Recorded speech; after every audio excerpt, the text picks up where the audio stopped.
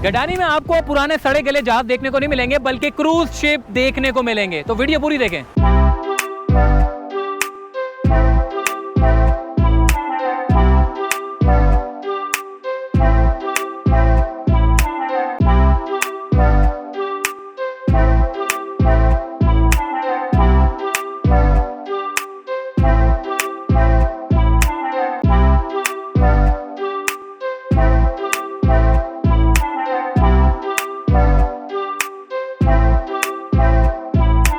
बैरून मुमालिक में इस तरह के जहाज जो है वो बनाए जाते हैं सिर्फ और सिर्फ सयाहत के लिए, और लोग भरपूर इसको एंजॉय करते हैं। मगर बदकिस्मती से पाकिस्तान में इस तरह के जहाज सिर्फ और सिर्फ टूटने के लिए आते हैं।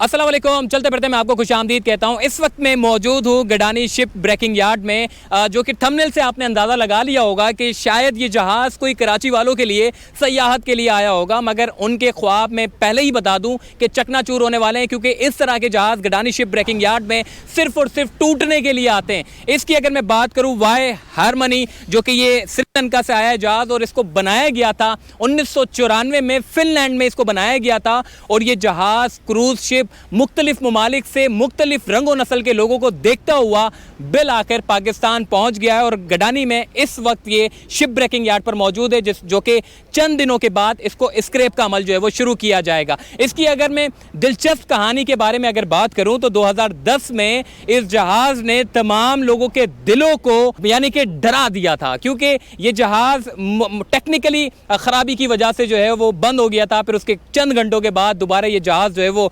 मतलब इसकी लाइटें खुली और इंजन इसका दोबारा चलना शुरू हुआ और ये फ्लोरिडा पहुंच गया, क्योंकि इसको फ्लोरिडा जाना था। और 2010 के अलावा अगर मैं बात करूं 2017 में ये जो जहाज़ आप मेरे पीछे देख रहे हैं वाई हारमनी, इसी के बराबर में कोस्टा रोमांटिका है, जिसकी बड़ी बाज़गश रही थी पाकिस्तानी मीडिया चैनल में कि जी ये कराची की सयाहत के तौर पर इस्तेमाल होगा, पोर्ट ग्रैंड में खड़ा होगा। 14 फ्लोर का ये जहाज़ था कोस्टा रोमांटिका। अब एक और क्रूज शिप जो कि सेंचुरी हारमोनी जहाज़ जो है वो गडानी पहुंचा है, जो कि बिल्कुल मेरे सामने, अगर इसकी मैं हाइट की बात करूं तो ये कोस्टा रोमांटिका से भी बड़ा जहाज़ है। और इसकी खूबसूरती की अगर बात करूं तो ये कोस्टा रोमांटिका से भी ज़्यादा खूबसूरत है। इसकी अगर अंदर की बात करें तो 7 स्टार होटल, जिम्नेजियम, इसके अलावा कसिनो, इसके अलावा शॉपिंग मॉल, इसके अलावा बहुत सारे कमरे ऐसे हैं जो कि आप सुकून से अपनी लाइफ को समंदर के बीचों बीच एंजॉय कर सकते हैं। आपने देखा है कि बैरून मुमालिक में इस तरह के जहाज़ जो है वो बनाए जाते हैं सिर्फ और सिर्फ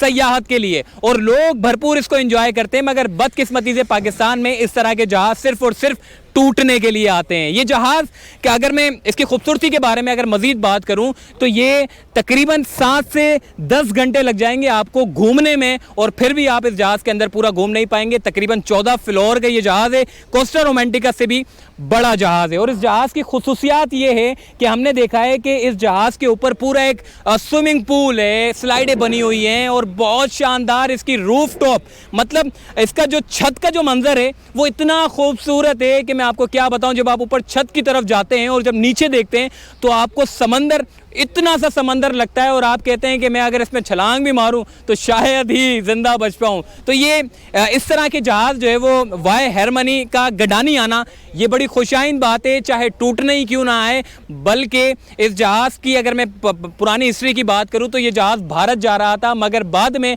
इसकी जो है वो गडानी में जो है उसको लाया गया, इसकी प्लानिंग हुई, फिर इसको गडानी पर जो है वो लाया गया। और अब ये जहाज़ जो है वो क्रू इसका अंदर मौजूद है, जो कि पूरे इंतजामात हैं। अगर इसके मैं किराए के बारे में अगर मैं आपको बता दूं, जो लोग सयाहत की बड़ी बातें करते हैं कि जी इसको सयाहत के तौर पर इस्तेमाल होना चाहिए, तो इसका एक दिन का किराया अगर मैं बताऊं, यानी कि जो तेल का जो इसका जो खर्चा है 20 लाख रुपए एक दिन का इसका जो है वो खर्चा है। और 20 लाख रुपए में अगर आप इसको पोर्ट ग्रैंड पे भी लगा देते हैं, वैसे नहीं लगेगा वहाँ पे, या सीव्यू पे भी लगा देते हैं, तो फिर आपको ये जहाज़ का खर्चा जो है वो बर्दाश्त करने के लिए अच्छा खासा पैसा लगेगा, क्योंकि अगर पाकिस्तानी लोग अंदर आएंगे तो यकीनन उसके लिए सिक्योरिटी भी चाहिए, क्योंकि अंदर जाकर पान की पीपी फेंकेंगे, कचरा भी फेंकेंगे और सारी चीज़ें फेंकेंगे। तो बहरहाल इसकी और खुसूसियात है, उसके बारे में बात करते हैं आगे चल के।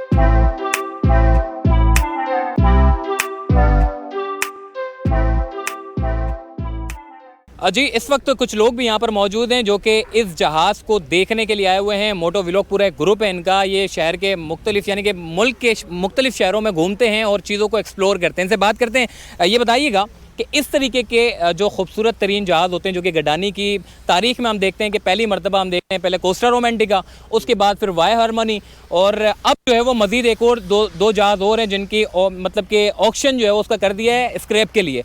तो आप क्या समझते हैं, कैसा लगा ये जहाज़ आपको? देखें जी, सबसे पहली बात तो ये कि आज हम सुबह निकले थे राइड के लिए, तो हमारे जहन में ये था कि कोस्टा रोमांटिका को जाके आज हम देखेंगे। ये कितना खूबसूरत जहाज़ हमारे पोर्ट पे आके खड़ा हुआ है, तो हमने कहा इससे पहले कि ये टूट जाए तो हम इसको जाके इसके साथ कुछ अपनी यादगार बना लें, ताकि कल को जब हम बड़े हों और हमारे जो बच्चे जब बड़े हों तो हम उनको दिखा सकें कि यार हमारे डॉक के ऊपर ऐसे जहाज़ भी कभी आया करते थे। एक चीज़ तो ये थी, लेकिन सरप्राइज़ हमें ये मिला कि साथ में हमें एक और उससे ज़्यादा खूबसूरत जहाज़ देखने को मिला जो क्रूज़ शिप यहाँ पर आया हुआ है हारमोनी के नाम से। तो ये हमारे लिए एक सरप्राइज़ था, और उससे बड़ा सरप्राइज़ ये था कि हमें आपसे मुलाकात हो गई, आपको देखने का मौका मिल गया।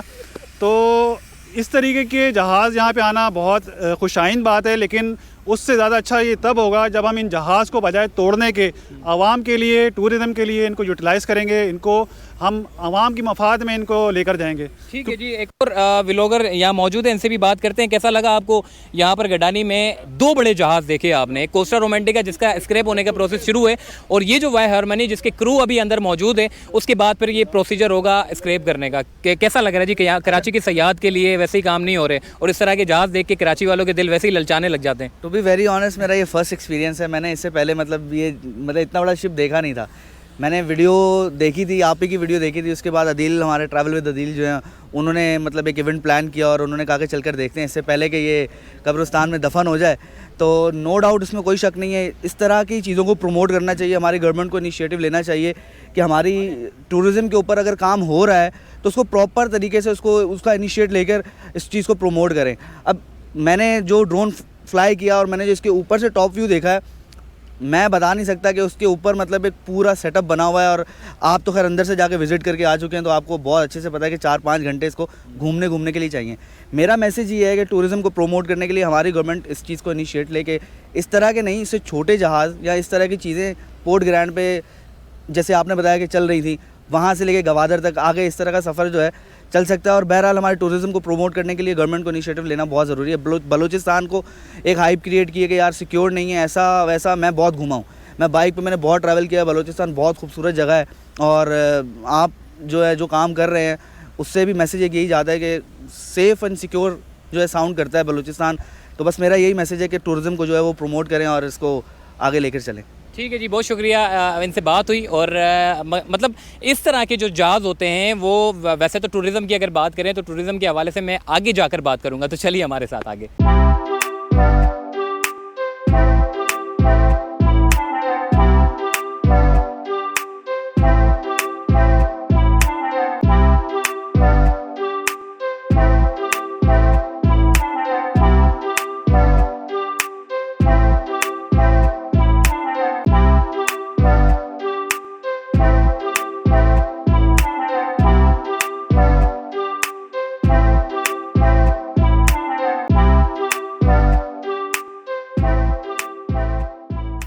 जी इस जहाज़ के मुख्तलिफ टेन्योर में नाम इसके तब्दील होते गए। जब लास्ट इसका जो नाम था वाई हारमनी था, और उससे पहले अगर नाम की बात करें तो उससे पहले इसका नाम था क्रिस्टल हारमनी, और उससे पहले की अगर बात करें तो कार्निवल फैसिनेशन इसका नाम था। मुख्तलिफ वक्तों में इसका नाम जो है वो तब्दील होता चला गया। इसकी अगर दिलचस्प कहानी की अगर मैं बात करूँ तो ये जब US की रियासत इरमा और मैरिया में जब तूफ़ान आया था तो उस वक्त इसी जहाज़ को जो है वो बतौर इमदादी कामों के लिए जो है वो इस्तेमाल भी किया गया। मतलब इस जहाज़ ने न सिर्फ मुख्तलिफ़ रंगो नस्ल के लोगों को देखा, मुख्तलिफ़ ममालिक घूमा, बल्कि इसने बहुत सारे ऐसे दिलचस्प काम किए हैं जो कि अब ये जहाज़ आपके सामने है। इसकी अगर मैं अगर मैं आपको इसकी अगर हाइट के बारे में, जैसे कि मैंने आपको बताया, इसकी आपको मैंने लेंथ के बारे में सारा चीज़ें आपको जो है वो बता दिया।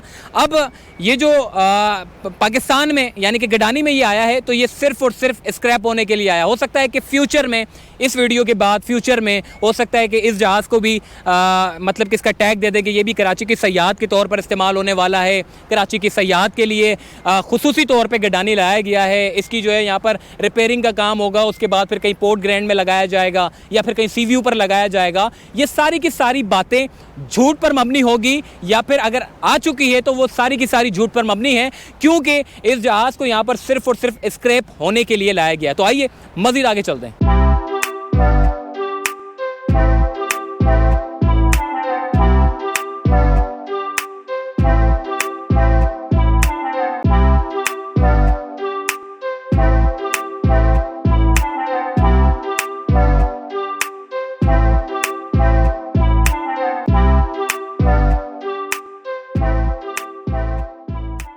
जी, गडानी में इस वक्त ये गडानी की तारीख का सबसे खूबसूरत तरीन जहाज़ है जो कि अब स्क्रैप होने के लिए आया है। थोड़ा सा गडानी की भी मैं बात करूंगा। गडानी वैसे तो पूरे एशिया में, पूरे वर्ल्ड में ये दूसरे नंबर पर आता है। पहले नंबर पर भारत है जो कि शिप ब्रेकिंग यार्ड पर जो है वो सारे जहाज़ कटने के लिए आते हैं। अब इस तरह के जो जहाज़ है जो कि वाई हारमनी जहाज़, ये 3 जहाज़ जो है वो ऑलरेडी स्क्रैप हो चुके हैं। इस तरह के 6 जहाज़ बनाए गए थे, लेकिन कोविड-19 की वजह से चूँकि ये इंडस्ट्री इतनी ठप हो गई, इतनी बर्बाद हुई कि ये जितने भी बड़े बड़े क्रूज़ शिप हैं ये सारे के सारे स्क्रैप होना शुरू हो गए। ये 22वां या 23वां जहाज़ है जो कि कोविड-19 के टेन्योर में स्क्रैप होने के लिए आया है। इस तरह के 6 जहाज़ थे, 3 स्क्रैप हो चुके हैं, एक ये स्क्रैप होने वाला है। 2 मज़ीद ऑक्शन कर दिए हैं कि उन जहाज़ों को भी जो है वो स्क्रैप के लिए ऑक्शन के लिए लगा दिया है। जो भी उसको स्क्रैप के लिए ख़रीदेगा तो वो अपने यानी कि अगर पाकिस्तानी कोई सरमायादार ख़रीदता है तो वो गडानी में लेकर आएगा, और अगर भारत से कोई ख़रीदता है तो वो भारत में लगाएगा, बांग्लादेश से कोई ख़रीदता है तो वो बांग्लादेश में जाके स्क्रैप के लिए लगा देगा। कोविड-19 की वजह से क्रूज़ शिप की जो इंडस्ट्री थी वो ठप होकर रह गई, और जिसकी वजह से ये सारे के सारे इतने खूबसूरत जो जहाज़ आप देख रहे हैं ये सारे के सारे जहाज़ अब स्क्रैप होने के लिए आ रहे हैं। अब थोड़ा सा गडानी की भी मैं बात करूंगा। हम बड़े दावे करते हैं कि जी हमारे पास तो गडानी है, हमारे पास तो दूसरा बड़ा जो है वो शिप ब्रेकिंग यार्ड है, हम तो बड़े बड़े जहाज़ को तोड़ते हैं।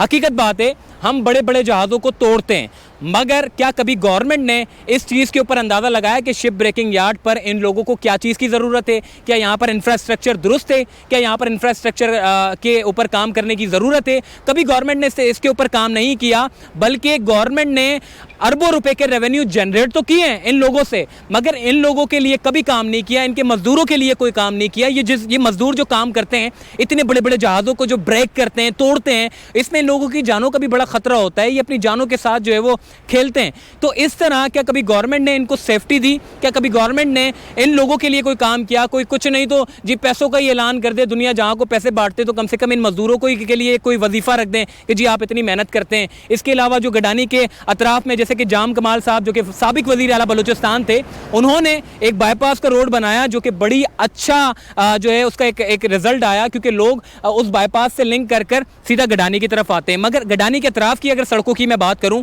तो सारा का सारा सड़कें ख़राब हैं, खस्ता हाल सड़कें हैं। ऐसे ही शेरशाह की देख लें, ऐसे ही आप गडानी की देख लें, जो अच्छा खासा पैसा आपका कमा कर देता है उसी के ऊपर जो है वो नज़रअंदाजी है। तो ये गवर्नमेंट को सोचना होगा, और गवर्नमेंट को सिर्फ यही नहीं सोचना होगा बल्कि अब सयाहत के बारे में भी सोचना होगा कि अब सयाहत के लिए गवर्नमेंट कराची में खासकर और बलूचिस्तान में क्या कुछ कर रही है। तो चलते फिरते तो मुझे दीजिए इजाज़त, तब तक के लिए अल्लाह हाफ़िज़।